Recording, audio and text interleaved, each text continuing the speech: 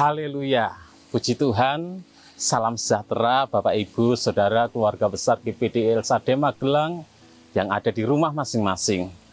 Kembali hari ini kita akan bersama-sama belajar kebenaran firman Tuhan dalam acara Renungan 79. Firman Tuhan hari ini saya ambil dari Injil Lukas pasal yang ke-17, ayat yang ke-17 dan 18. Lukas pasal 17 ayat 17 dan 18 saya akan bacakan, demikian bunyi firman Tuhan. Lalu Yesus berkata, "Bukankah ke-10 orang tadi semuanya telah menjadi tahir? Di manakah yang 9 orang itu? Tidak adakah di antara mereka yang kembali untuk memuliakan Allah selain daripada orang asing ini?" Puji Tuhan Bapak Ibu, Saudara yang kasih oleh Tuhan. Firman Tuhan di dalam Injil Lukas pasal yang ke-17 ini, mulai ayat yang ke-11 sampai ayat yang ke-19, menceritakan tentang ke-10 orang kusta yang disembuhkan oleh Tuhan Yesus.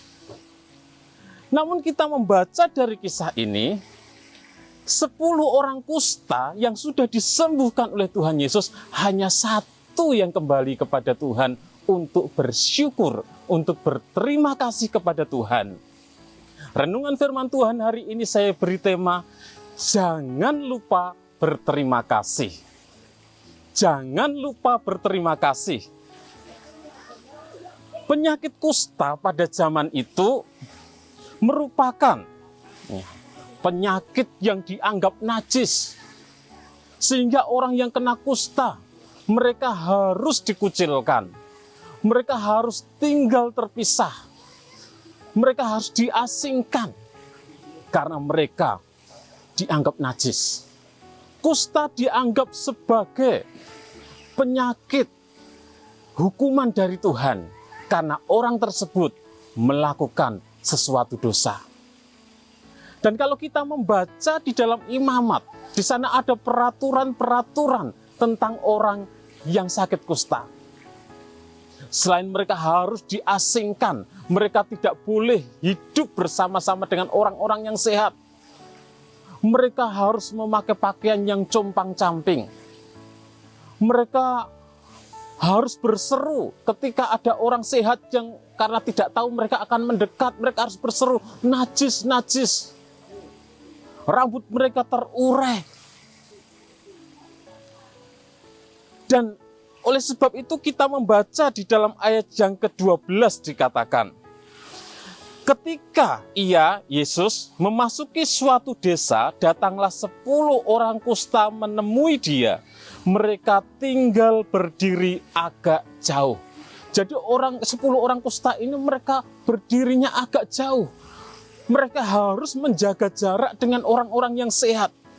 Karena kalau mereka berani mendekat kepada orang-orang yang sehat, mereka akan dirajam, dilempari batu sampai mati. Sehingga mereka berdiri agak jauh dan mereka berseru, mereka berteriak, "Yesus Guru, kasihanilah kami."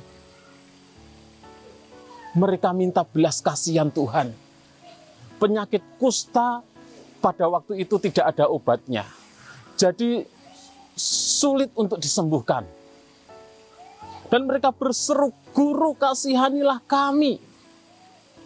Dan Yesus menyuruh kepada mereka untuk pergi ke imam-imam, memperlihatkan diri mereka. Kenapa? Karena seseorang yang sudah kena kusta, sekalipun mereka sudah merasa dirinya sembuh, mereka tidak mudah untuk kembali berbaur dengan masyarakat, tidak mudah untuk hidup kembali secara normal. Mereka harus menghadap imam-imam terlebih dahulu, karena imam-imam mereka yang punya otoritas, mereka yang berhak menentukan bahwa orang tersebut sudah sembuh atau belum, orang tersebut sudah tahir atau belum. Sehingga Yesus berkata, "Pergilah ke imam-imam, perlihatkanlah dirimu." Dan di dalam ayat yang ke-14 dikatakan, Lalu ia memandang mereka dan berkata, "Pergilah, perlihatkanlah dirimu kepada imam-imam." Dan sementara mereka di tengah jalan, mereka menjadi tahir. Jadi ketika ke-10 orang kusta ini pergi untuk datang kepada imam-imam, memperlihatkan diri mereka, di tengah perjalanan, mereka menjadi tahir, mereka mengalami kesembuhan. Yang sembuh bukan hanya 1, tetapi 10 orang kusta itu sembuh semuanya. Tetapi kita membaca hanya 1 yang kembali kepada Yesus untuk berterima kasih. Hanya 1 yang kembali kepada Yesus untuk bersyukur karena sudah mengalami kesembuhan. Yang 9 orang yang sudah mengalami kesembuhan, mereka tidak kembali kepada Yesus. Mereka tidak berterima kasih kepada Yesus. Mereka tidak bersyukur kepada Yesus. Sehingga Yesus berkata, bukankah ke-10 orang tadi semuanya telah menjadi tahir? Jadi semua sudah sembuh. Di mana yang 9 orang itu? Kenapa yang 9 orang itu tidak berterima kasih? Kenapa yang 9 orang itu tidak bersyukur? Yesus mau kita sebagai anak-anak Tuhan, kita bersyukur kepada Tuhan, kita berterima kasih kepada Tuhan. Dalam pelajaran etika diajarkan bahwa kita harus mengucapkan terima kasih ketika ada orang lain yang memberikan sesuatu kepada kita.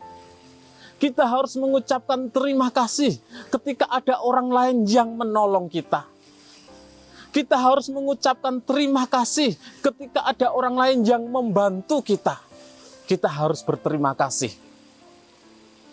Yang 9 orang yang sudah disembuhkan, mereka tidak berterima kasih. Yesus mau kita bersyukur, berterima kasih kepadanya. Puji Tuhan, Bapak Ibu Saudara yang kasih oleh Tuhan. Secara jasmani, mungkin kita tidak mengalami kusta. Namun dalam Alkitab, penyakit kusta itu sering digambarkan sebagai dosa. Kusta itu sering menjadi gambaran dari dosa, di mana penyakit kusta itu merusak tubuh manusia. Tubuh manusia akan semakin hari semakin rusak. Itulah penyakit kusta. Begitu juga dengan dosa. Dosa juga merusak jiwa manusia. Kusta membuat orang harus terpisah dari orang-orang yang sehat. Mereka harus diasingkan, mereka harus dikucilkan. Begitu juga dengan dosa. Dosa membuat kita terpisah dari Allah. Dosa membuat kita jauh dari Allah, karena Allah adalah kudus. Dan ketika manusia hidup di dalam dosa, dosa itu yang memisahkan manusia dengan Allah. Yesaya 59 ayat 1 dan 2 dikatakan, sesungguhnya tangan Tuhan tidak kurang panjang untuk menyelamatkan. Pendengarannya tidak kurang tajam untuk mendengar. Tetapi yang menjadi pemisah antara kita dengan Allah adalah segala kejahatan kita. Yang membuat Allah tidak mendengar doa-doa kita ialah segala dosa kita. Jadi dosa itu memisahkan kita dengan Allah. Tetapi kita patut bersyukur kepada Tuhan, karena Tuhan Yesus sudah mati di atas kayu salib untuk menebus segala dosa kita. Tuhan Yesus mati di atas kayu salib untuk mentahirkan kita dari segala dosa. Dan kita yang percaya kepada Yesus, kita sudah ditahirkan dari segala dosa. Kita sudah ditebus, sudah diampuni dari segala dosa kita. Sehingga kita harus berterima kasih kepada Tuhan. Kita harus bersyukur kepada Tuhan, karena Dia sudah berkorban bagi kita. Dia sudah mentahirkan kita. Dia sudah menyucikan dosa kita. Dia sudah menebus kita. yang dulunya kita orang berdosa menuju kepada kebinasaan. Karena kasih Tuhan, Dia mati di atas kayu salib untuk mengampuni dosa kita, sehingga kita tidak menuju kepada kebinasaan, tapi kita yang percaya kepada Yesus memperoleh hidup yang kekal. Bapak, Ibu, Saudara yang dikasihi oleh Tuhan, kalau hari ini kita boleh ada, itu semua karena anugerah Tuhan, semua karena kemurahan Tuhan. Oleh sebab itu, kita juga harus bersyukur kepada Tuhan. Kita harus berterima kasih kepada Tuhan. Karena Tuhan yang sudah memelihara kita, Tuhan yang sudah menyertai kita, Tuhan yang sudah menolong kita, sehingga kita boleh ada sampai saat ini. Apapun keadaan kita, apapun yang kita alami, bersyukurlah kepada Tuhan. Jangan lupa berterima kasih, karena keberadaan kita semua karena anugerah Tuhan, karena pertolongan Tuhan dan kebaikan Tuhan bagi kita. Puji Tuhan, Bapak, Ibu, Saudara yang dikasihi Tuhan, Tuhan Yesus memberkati kita semuanya. Mari kita akan berdoa. Bapa kami yang ada dalam kerajaan surga, kami mengucap syukur buat anugerah-Mu bagi kami. Kami boleh ada sebagaimana kami ada, itu semua karena kemurahan-Mu. Kami berterima kasih buat pengorbanan-Mu di atas kayu salib yang menyelamatkan kami. Terima kasih Tuhan, Engkau sudah menebus segala dosa kami.